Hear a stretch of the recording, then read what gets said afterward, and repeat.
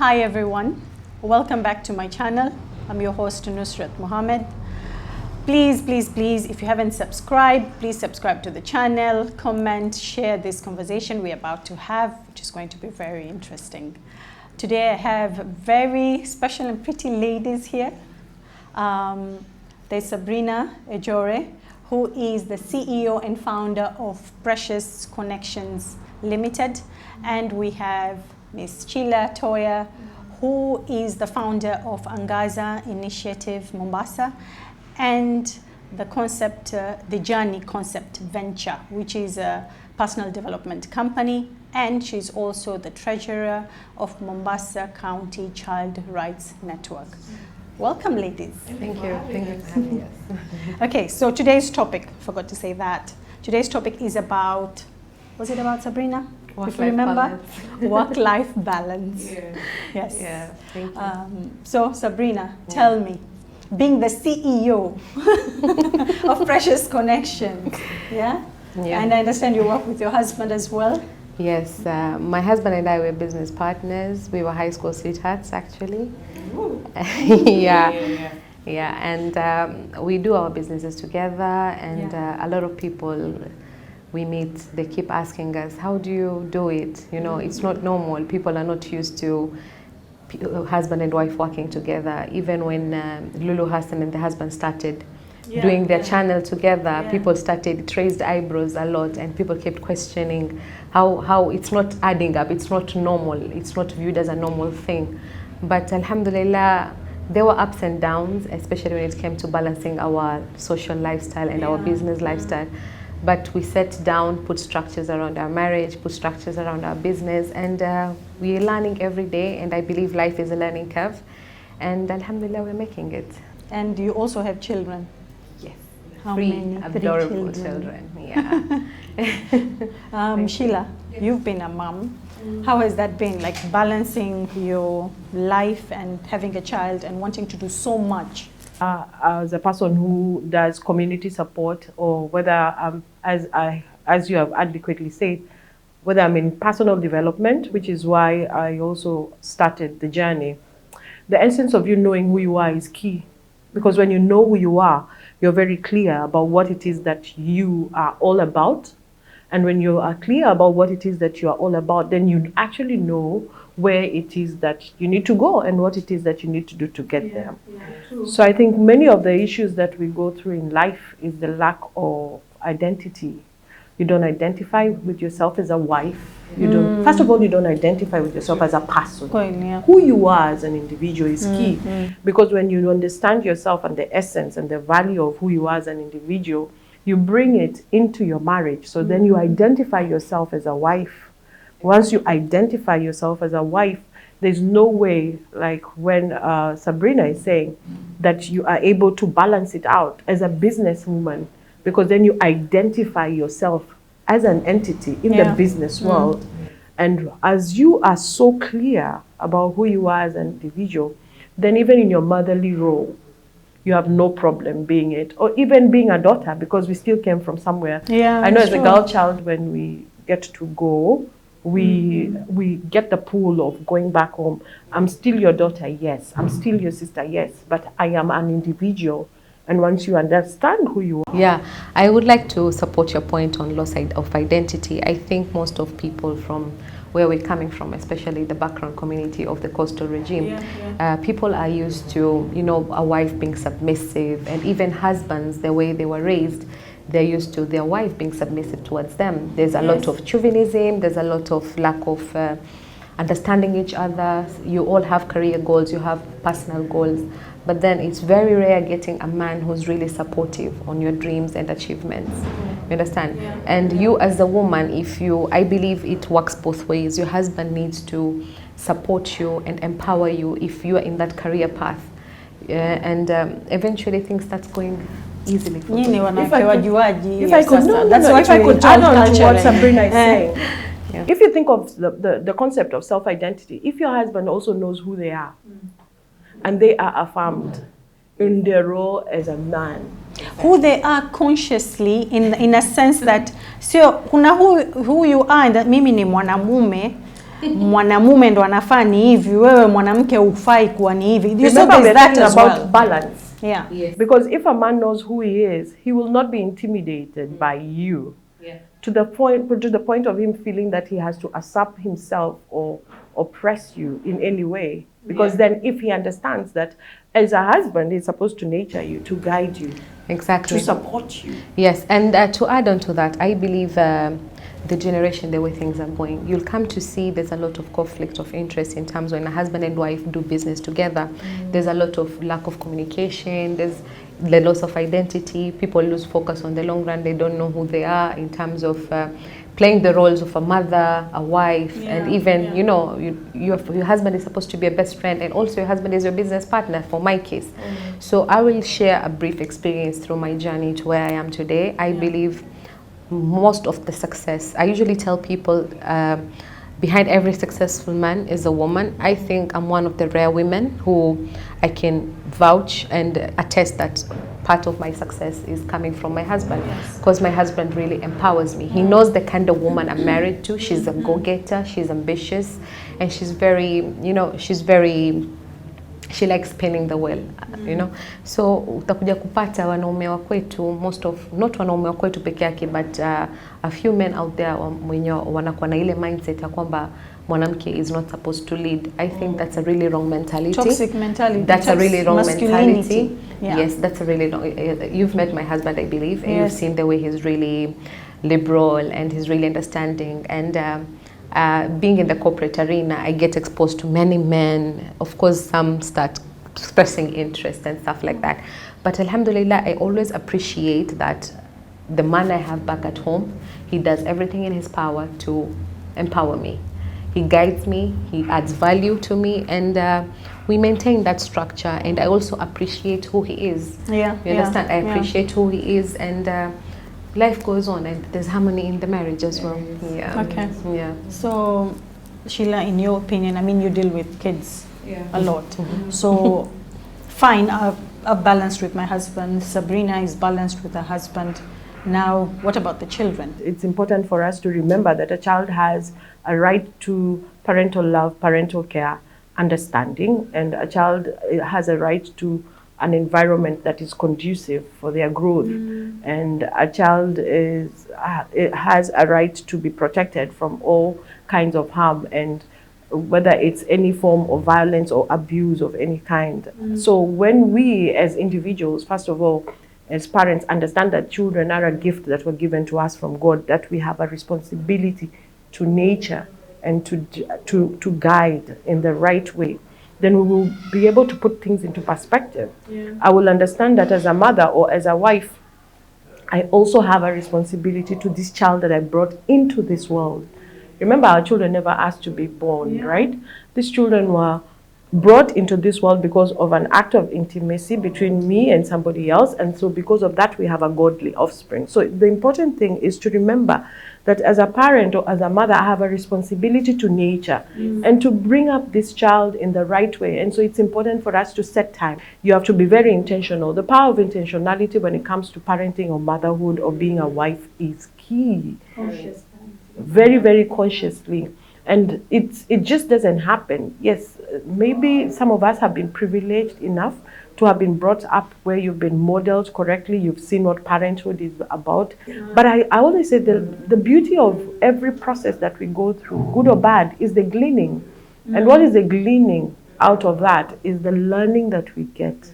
And the learnings that we've gotten through our experiences is what we now take advantage of to now make sure that the children that we are bringing up will be able to tap into the wisdom that we have acquired and become better. Also. Become better, and you as a parent not repeating mistakes. Yes, and you see that's, and I always tell people because as a counselor and even as a person who does life coaching, personal development, personal leadership and all these things, I mean, I tell people, look, there are times that we can't always, it can be so scripted. It can be so scripted. I'm almost turning 50 and I keep on telling people how I was brought up is not the way I brought up my child. I had to go into counseling because at some point, Sabrina, my daughter wasn't making sense. I was looking at this girl and I'm thinking, what's your problem? I mean, just stick to the script. So as parents, we have to remember that the dynamics of parenting keep on changing. keep on changing. Zinabadilika. You're Unanielewa? scaring me, Sheila. No, I'm I actually have a telling you. 13-year-old now that I can't understand. Baby the girl, 20s. sit down and Yeah. take a number. You know, I have a 22-year-old, and I'm telling you, it only gets better when you understand that the scope has changed. Yes. The needs of these children change. Remember, some of us we were brought up in that age of being told, nikikwambia nufanye, ni nani ni mami amesema, ni nani dede amesema. Hawa siku hizi wanafundishwa. Why? Why? Eh? Why? Yes, and to add on to that, by the way, I can support your statement. I have a 10-year-old, she's turning 10 this year. And one thing that I really appreciate with my husband, besides him being my business partner, is that we really co-parent together in harmony. Like, we have a common language when it comes to parenting our kids. Yeah. You understand? We work as a team, and we really encourage our children to know how to express themselves. We grew in a background wewe unafinyiliwa, unaonewa, you even scared. You know, African culture and you know the communities you're coming from. Unaogopa hata kumwambia mamako, like you're feeling hurt, you're feeling heartbroken, you're not okay. Heartbroken, walishwa, wavishwa na nyumba ya What kulala, heartbroken. no. Exactly. Sasa, and we don't want that anymore with our children. Umefahamu? Sasa we really train them to express themselves when they're around us. Tell us how you're feeling. If you're okay, utapata watu wengine atatuambia hiyo ni uzungu, you know, like, but no, we are teaching these children to be close to us. Sasa I can give a good example. There was a time my daughter, she was really conservative. She really used to keep her things in her heart. And I used to pour my frustration sometimes to her, you know, depression, stress, anxiety. As a parent, yeah. As a parent. So, and she used to keep it to herself. And then now when we started telling her she has to express herself na nini, there was a time, a whole week ilikuwa a certain main of food ilikuwa wanakula mkate na chai, let's say. And then there was a time I made chapati. And then she's like, "Mommy, leo tumpika nini?" I was like, "Leo tumfanya chapati na kuku." And she says, "Mom, I don't want to say I don't appreciate what you're giving us, because I know there are people out there that don't even have food on the table. But nice mami, wacha nikwambie tu kweli, ilikuwa nimechoka kula mkate." Oh wow. I was like, "Oh my God." And then me and my husband, we were staring at each other, we were like, "You see?" I think that's an important point to be able to encourage parents to create a conducive environment where children can be able to come. Our homes need to be safe, self spaces. These are spaces where our children can be themselves, they can express themselves, they can be able to do what it is that they'd like to do, apart from walking naked, that is, and watching X-rated stuff, but they can be able to communicate, they can say their struggles, and it has to be a conducive environment where this child would feel safe. Not judged. Not judged. No condemnation. Because then part of one of the rights of the child is that a child has a right to understanding. And I know that many times as parents we bring in a lot of garbage.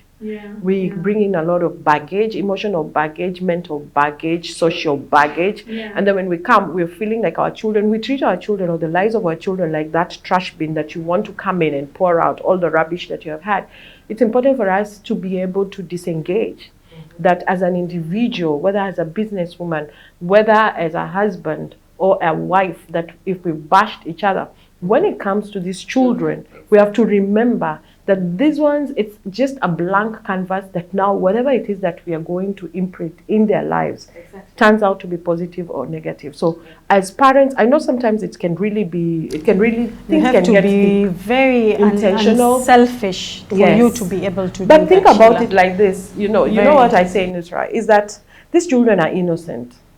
And you know, whether you like it or not, the abuse that you put on your children, whether it is emotional, whether it is verbal, whether it is mental, whether it is physical, whether it is social, there's one thing, you know, as adults we can handle, but as children, there's one thing that you will never ever forget. There's the trust that you break in a child, that it will take a lot of input and a lot of conscious realignment in a child, because you break that ability for this child to trust you, first of all, as a parent. You break this child's trust to trust any other loved one. You break this child's trust in the society. And most importantly, you break this child's trust in themselves. Because you see, we get to a place where children have been so oppressed, so abused, that they feel like they are entitled to abuse, whether it is sexual abuse, whether it is mental abuse, whether all these kind of abuses, it's because of their conditioning that has happened, and it all begins in the home. So if we need to change our society, when you're looking at what is going on today, we have teenage pregnancies. We broke the record the other day, a 9-year-old was pregnant. If you're looking at what it is that is going on, the rates of rape, homosexuality, and I have no problem with anybody that has any other challenge that comes with it. I'm just saying that we need to go back to basics and look at it and tell ourselves, where are we going wrong as in the family unit, because it all begins at home. It does, yeah. And I would also like to emphasize in terms of the work-life balance itself, we have the feminists. You know, Tunanaki, very feminist, they believe in equality. I can't say I'm not one, and I can't also say I'm one, because the way feminist is defined in Kenya, oh my God, it's so overrated. I know many people will bash what I'm saying, but I still believe, I think I'm old-fashioned. As much as I go out there, I inspire a lot of people, but when I come back home, I believe my husband is still the leader in the house. I'm not saying there's no equality. I still believe in equality, but it also depends also na mume mwenye uko naye. I think it's kind of misinterpreted. I always tell people, your rights remain the same. The rights of the wife, the rights of the husband remain the same. It is the roles that are adjusted in accordance to who you are as two people, how your lives are. So it cannot be a certain structure, strictly has to be maintained. Exactly. And I think also when we talk about roles, we have to be keen to also identify that what are the responsibilities that come with the roles. Because if you're looking at, when you're looking at where we have come from, a patriarchal society whereby initially all the men would do everything. And so of course you'd sit at home. But if you're also a woman that is there who like single parents who we have so many. If you're bringing in butter on the table as well. I've had cases where you see couples are sparring because of a woman who's working, 9 to 5 or 8 to 8, whatever the schedules are. And then by the minute you walk in, a man is like, you should have done this. You've been stuck in the same jam. You've been hit with boardroom meetings or whatever. You've had one thing or another to handle. Dude comes home early. I mean, you as a parent, you as a father also have the responsibility to take care of your children. Your children, your home, you can cook a meal as well. Yeah. Do spaghetti with minced meat. So the roles come with responsibilities. This mentality, hata kama ati wewe wafanya kazi ukirudi nyumbani, you're supposed to. Yes, I understand that I have a duty to, as a wife, as a mother, to cook for you, to look after the house for you na nini. But kuna mali ingine pia wewe kama mwanamume, you can always step in and support. Hii chauvinism mentality and like insecurity, I said toxic masculinity. It is just that. Exactly. Yeah. I think it's your show, so we will leave you to say those bad words, so that if it is you getting any hits, it's me. I'm used to it. Because the one thing that always sticks to me was these conversations some men keep having and saying the problem why we have so many divorces is because of these working women. No. They work. So Mimi, wengine wanauliza, fine, does your wife work? Yes. Okay, tell her not to work anymore. Let her stay at home. Hey, but she contributes to the bills. She contributes to what? And then, so what do you want? Super women, what do you want us to do? You're damned if you do, you're damned if you don't. Yes, so you better just do it. I just think both parties have to know their roles, like she said, and accommodate each other, implement one another, and work as a team. It's a matter of being a team player in that marriage. It is, and it's and you can only. Both of us have a role. But Sabrina, that can only work when what we are connected with culturally, we're able to break it. and say that my culture oppresses me or oppresses my relationship in this sense. So I need to look at this thing logically, consciously, what works for us, not what works for the rest of the society. When you're living just the two of you, you are suffering the two of you. When you're happy, it's the two of you. The society doesn't come in and pay your bills. I think at the end of the day, we would admonish, personally, I would advise anybody. I mean, that's why I started the journey. I mean, I was looking at all the drama that was going on. I actually tell people, you need to go on a self-discovery journey, whereby you need to identify, who am I? Who am I as Sabrina? Who am I as Nasra, Who am I as Sheila? Because then you understand that when you go back to your very beginning, when you look at where you've come from, then you identify what makes you think like this. Because, our beliefs, when you think of your thoughts, your beliefs, and then, of course, your beliefs will lead to the actions that you do, and then the actions that you're repeatedly doing will determine the kind of character that you have, and then, of course, the character will determine the kind of consequences you do in terms of the things that you do. It all comes back to the very beginning. Even decision making improves when one is self-aware. You have to go back to now beginning to identify, why is it that I'm resistant to him telling me like this? You will probably realize that somewhere along the line when you were being brought up, something happened that gave you this kind of a mindset. Yes. So we have to go back to self-discovery, and the self-discovery is checking out yourself objectively and say, look, as a wife, am I the best? I keep on telling my husband, let's have dates. I encourage couples, have a date night. When you're hanging out not as a husband and not as a wife. Let's just hang out as friends. As then friends. Here we can have full disclosure. I can tell you, what, Nasra, I have a problem with you. It helps. Sheila, when I do mine, I usually tell him, but anything I say, I don't want it brought back to me again. I'll have to use it against me. I usually tell him. You know what I do? If I feel there's something that is really going to start an argument or something and you want to open up, I prefer writing it in a letter, in form of a letter. I write, I do a text, I do a voice note. Like, I was feeling very shy to tell you because it might have, so I just feel like, okay, I do a voice note, there's this that's happening to me, and I feel like I need to share with you, but just opening up and pouring your heart out. If you feel you can do it verbally, like face to face. And it like your reaction, what would happen? Together on that. No way. So I think we need to learn and in this modern day society that we are living in, I mean, there's so much tools that are there that we can tap into, that we can take advantage of.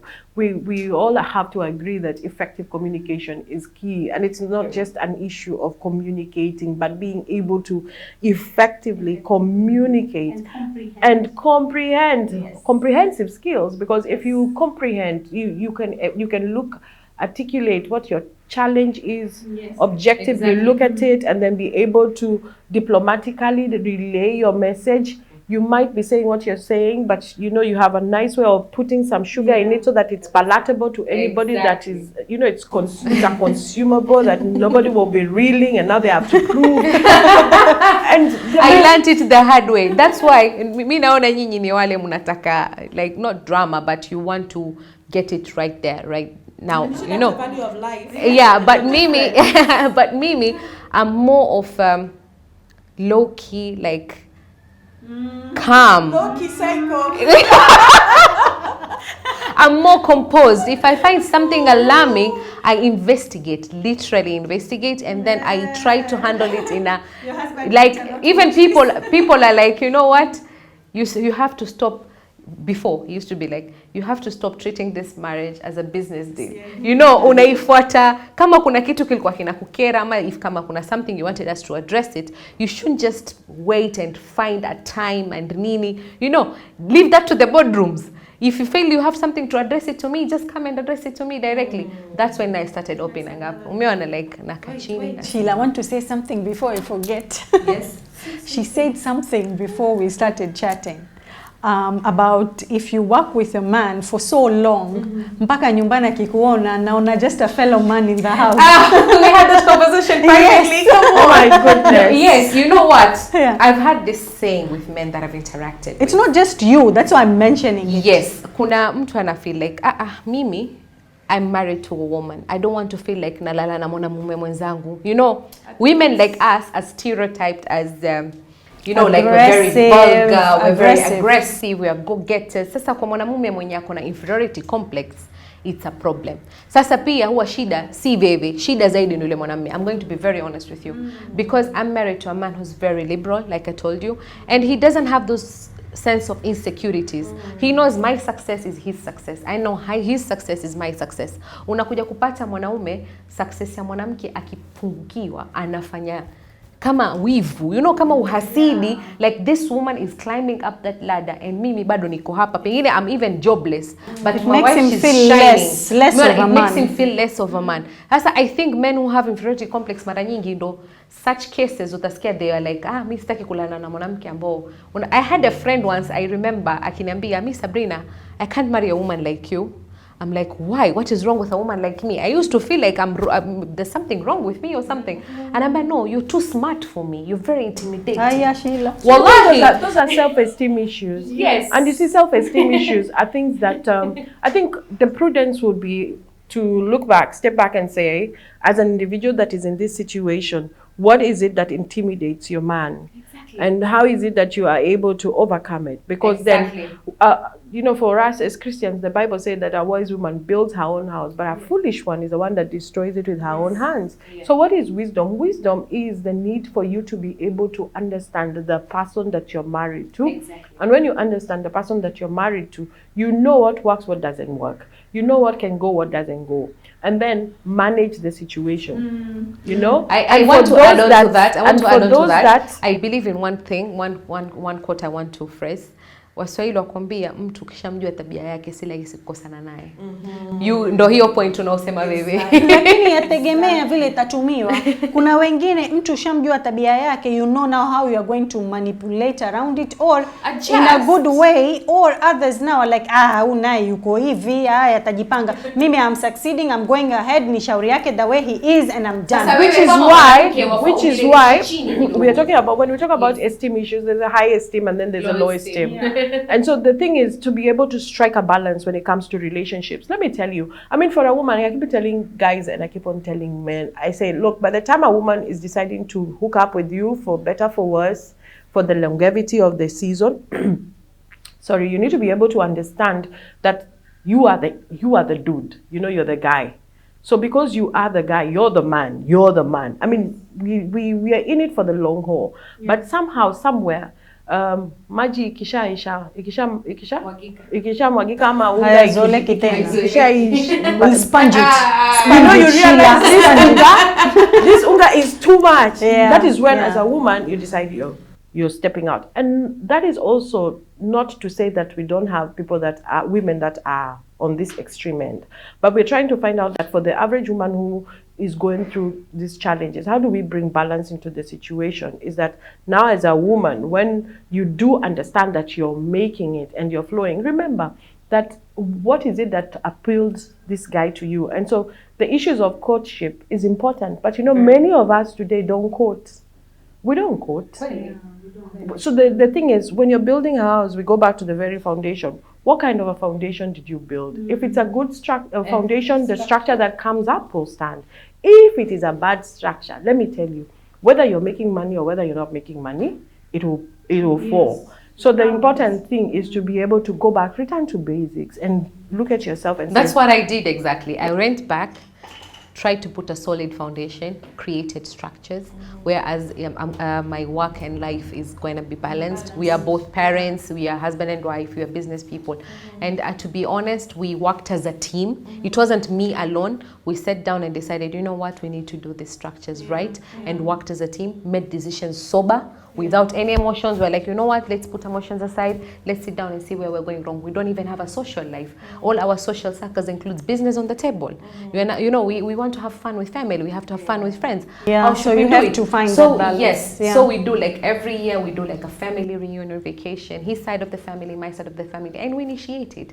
And we go for road trips, we go for hikings, we do that kind, and everyone around our families look forward to join us in that, because we are one family. And even with the kids, like I said earlier, we balance with them. We have a night for family night. we watch movies, we play board games, and him and I, we have date nights as well. For me, I actually learned that the hard way.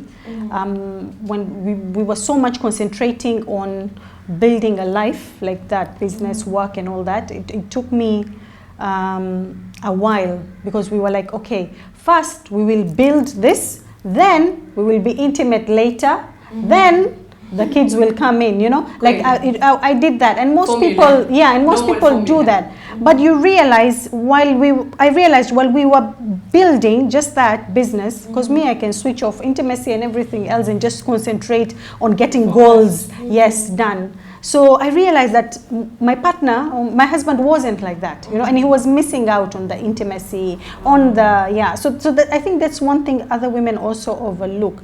They're like, he's busy, I'm busy, we're building a future, so let's just concentrate on how busy we are. Hapo mbeleni, when we've made it, we can relax. But mwenzako anataka sasa. So communication, not everyone is the same. I appreciate what you're saying about your husband being able to come back to you and tell you about how he's not feeling like, you know, get your intimate as you should in the course of you pursuing goals. I think it's important for us to also understand that it's okay to be vulnerable. You know, sometimes in relationships, we forget that we are one team. We are all in this together. We are on one team. We are on one side.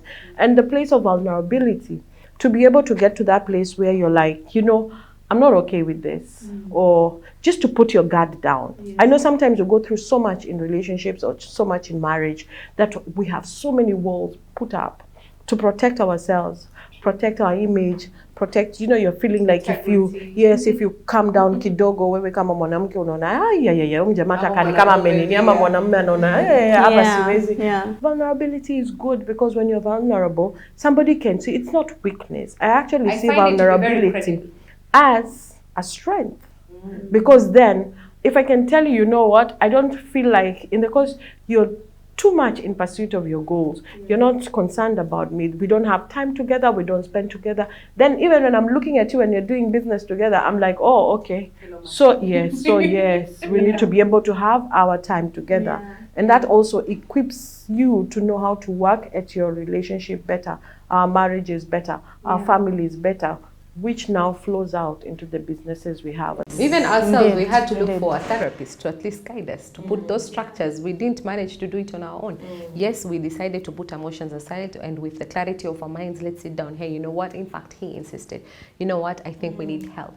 Because where we're going, we're losing out. We're losing a lot. We're losing out. Therapy is so alien in our community. Everyone is scared to go for therapy. I believe it's important that we need to normalize it. Yes, we normalize it. And alhamdulillah, my husband was very supportive, and he insisted, let's see, this person will help us put structures. Not like we're having problems in our marriage, like, yes, it's also, people have this mentality, if you go see a therapist, you guys are almost getting divorced. But then, like, you sit down, okay, this is us, this is our kids, we need this, we're doing this. We need the guidance. We need the guidance, we need you to assist us. And we managed, and we implement whatever she told us, and we are maintaining that work. I know we are out of time, but I would just like to be able to chip in and say that we say that experience is the best teacher, but let me tell you, if there's any, the dollar bill of experience is the most expensive currency you can ever pay for a lesson in life. And so I always encourage people that we can have we were all created to follow a man. When you see people who are following the crazy guys, what the vigilante groups or whatever, all of us were created to follow a person. So the thing is to always remember that who you follow determines what follows you. And it's good for us to seek for the therapists in the life, the business coaches in our lives, the personal development someone's in our lives. These are people that will help us, because here you are, you're not starting from scratch. You're coming to a neutral person who has a mandate over your life. And I call them naturers. I've done a book that's called Finding the True You. Naturers are here to help us, to birth us into the people that we're supposed to be. So it's okay not to be okay, but what is not okay is for you not to be okay and not seek help. And not seek help to become that you need. Indeed, Thank you so much, ladies. I think we're going to have another date and discuss, continue the discussion. We're keeping it real with Misra, and we are just reeling ourselves in. Thank you so much for having us. Indeed. Thank you so much for having us. And I really commend you for this kind of discussion that you've It's good for Mombasa, it's good for the coast, and it's good for the people of our cultures. Yes, we need to have these Discussions. candid discussions about Yes. our people and their 1900s cultures that we need to let And the gold, the finally. gold in the old Yeah. can also never be disposed of. But let's just learn from them, learn from us, because me, I'm of that creed, and I'm learning from someone else, and then we Yeah. adapt to becoming better. Thank you for joining us. It's been real with Nusrat. Until next time, take care.